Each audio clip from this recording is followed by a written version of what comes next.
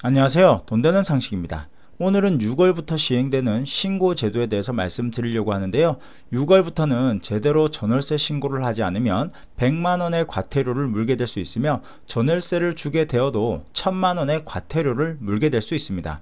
끝까지 시청하시어 불이익이 당하는 일이 없도록 하시면 좋겠네요. 시청하시면서 구독과 좋아요 꼭 부탁드릴게요. 구독과 좋아요는 영상 제작에 힘이 됩니다. 올해뿐 아니라 최근 몇 년 사이 너무 많은 법령이 개정되어 많은 혼란이 야기되고 있는데요. 바뀌는 법을 제대로 인지하지 못하고 있다면 무조건 손해를 보기 때문에 바뀌는 제도에 대해서 빠른 대처가 필요할 듯 합니다. 최근 들어 수도권을 중심으로 월 임대료가 상승하고 있다는 보도 내용을 본 적이 있는데요. 앞으로 6월 이후에는 더 상승할 수도 있겠다는 생각이 듭니다. 이는 2021년 6월 1일부터 전월세 신고제가 입법 예고되었기 때문인데요. 6월 1일부터 임대인이든 임차인이든 누구든지 간에 무조건 신고를 해야 합니다. 그럼 어떤 내용인지 자세히 알아보도록 하겠습니다. 신고 대상 주택은 주택임대차 보호법 적용을 받는 모든 주택에 해당이 되는데요. 아파트나 다세대 주택, 고시원, 기숙사뿐만 아니라 임대차 보호법을 적용받는 모든 주택 및 비주택도 해당된다고 합니다. 신고 대상 지역은 수도권 전역과 광역시, 세종시, 도의 시 지역으로 규정을 하였는데요. 임대차 거래량이 작고 소액으로 거래하는 임대차 비중이 높아 신고 필요성이 상대적으로 낮은 도 지역의 구는 신고 지역에서 제외되었습니다. 신고 금액은 확정일자 없이도 최우선 변제를 받을 수 있는 임차 보증금의 최소 금액이 6천만원인 점을 고려하여 임대차 보증금 6천만원을 초과하거나 월세가 30만원을 넘기면 신고 대상이 되도록 규정하였는데요. 신고뿐 아니라 갱신계약까지 모두 신고를 하여야 하며, 갱신계약의 경우 계약금의 변동이 없는 경우에는 신고 대상에서 제외되었습니다.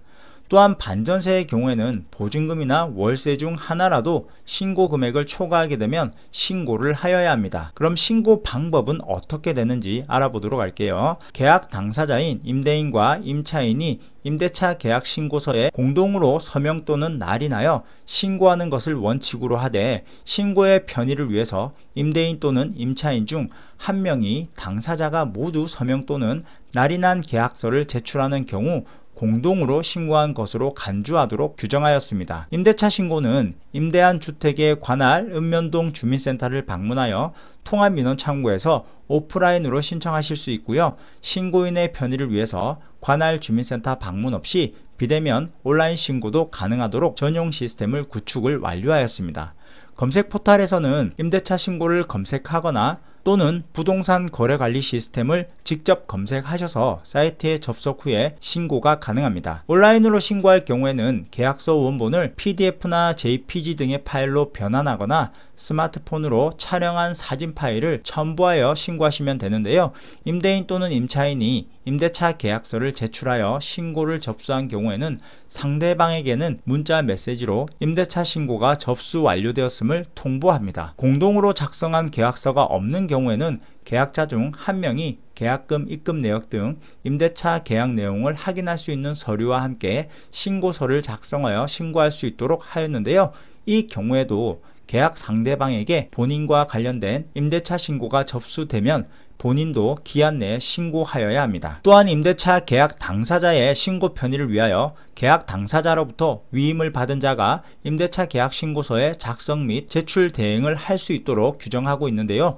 위임장 등 필요한 서류를 규정하여 대행 업무가 가능합니다. 부동산에서 거래할 경우에는 공인중개사 등에게 위임하여 신고하시면 조금 더 편할 듯 하네요. 또한 주민센터에서 전입신고 시 계약서 첨부 시 임대차 계약신고를 한 것으로 규정을 할 수 있고, 임대차 계약신고 시 계약서를 제출하면 확정일자를 부여받을 수 있다고 합니다. 위반 시 과태료는 만약 신고를 하지 않았을 경우에는 최대 100만원의 과태료를 납부하게 되는데요. 거짓 신고 시에도 100만원 이하의 과태료가 부과됩니다. 1억 미만의 임대차 계약은 계약일 이후 3개월 이내에 신청을 하게 되면 4만원의 과태료가 부과하게 되고, 계약일 이후 2년이 경과하면 100만원을 부과받을 수 있습니다. 이렇게 6월 1일부터는 전월세 신고제가 시행하게 되는데요. 정부에서는 제대로 된 신고로 임대차 시장의 투명성과 거래 편의가 높아질 것으로 기대를 하고 있는데, 이에 반해 일부에서는 임대소득에 대한 정보가 모두 공개되기 때문에 정부에서 이후에 세금 징수를 위한 자료로 사용할 수 있지 않느냐는 우려의 목소리와, 또한 임대인의 입장에서는 소득세나 세금을 더 많이 납부해야 하기 때문에 자연스럽게 임대사업을 포기하거나 또는 임대료를 더 많이 올릴 수 있을 것이라는 우려의 목소리도 나오고 있는 상황이기 때문에 임차인이 결국 다 부담해야 되는 것이 아니냐는 우려의 목소리도 나오고 있습니다. 그리고 전월세와 관련하여 한 가지 더 말씀드릴 게 있는데요. 전월세 금지법에 대해서도 말씀드리도록 하겠습니다. 정부는 신규 아파트의 수기 투여를 차단하고 실수요자 중심으로 공급을 하기 위해서 입주자의 거주 의무 기간을 부여했는데요. 민간주택에 대한 거주 의무 기간도 신설하면서 일정 기간 동안 전세나 월세 등의 임대를 놓을 수 없게 되었습니다. 전월세 금지법의 주요 내용은 2021년 2월 19일 이후 모집 공고를 내는 아파트에 실입주 의무가 부과되기 때문에 신축 아파트에 대한 전월세 공급이 사라지게 됩니다. 시행지역은 서울 전역과 수도권, 그리고 분양가 상한제가 적용되는 지역인데요. 분양가 상한제 아파트의 거주 의무 기간은 공공택지인 경우에는 시세에 따라서 3년에서 5년이 부여되고요. 민간택지의 경우에는 2년에서 3년이 부여되고 있습니다. 공공택지의 경우 시세의 80% 미만인 경우 5년의 의무기간이 부여되고, 시세의 80%에서 100%인 경우에는 3년의 의무기간이 부여됩니다. 민간택지의 경우 시세의 80%인 경우에는 3년의 의무기간이 부여되고, 시세의 80에서 100%인 경우에는 2년의 의무기간이 부여됩니다. 위반 시 1년 이하의 징역 또는 1천만원 이하의 벌금에 처해질 수 있는데요. 다만 해외 체류 등의 사유가 있거나 혼인과 이혼 등의 특수 상황으로 인한 전월세는 가능합니다.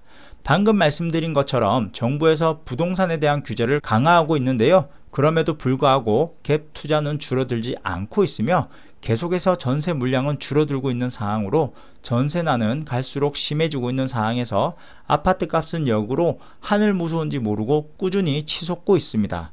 신규 분양 아파트의 경우 기본이 9억 원을 넘어가는 상황이고요. 대출 규제까지 겹치기 때문에 서민들의 내 집 마련은 더 힘들어지고 있는 것 같네요.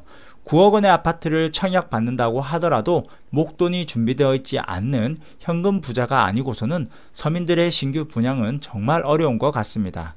그럼 오늘은 강화되고 있는 부동산 규제에 대해서 말씀드렸는데요. 하루빨리 부동산이 안정화되어서 서민들도 내 집 하나씩 가지고 편하게 살 수 있는 날이 빨리 왔으면 좋겠습니다.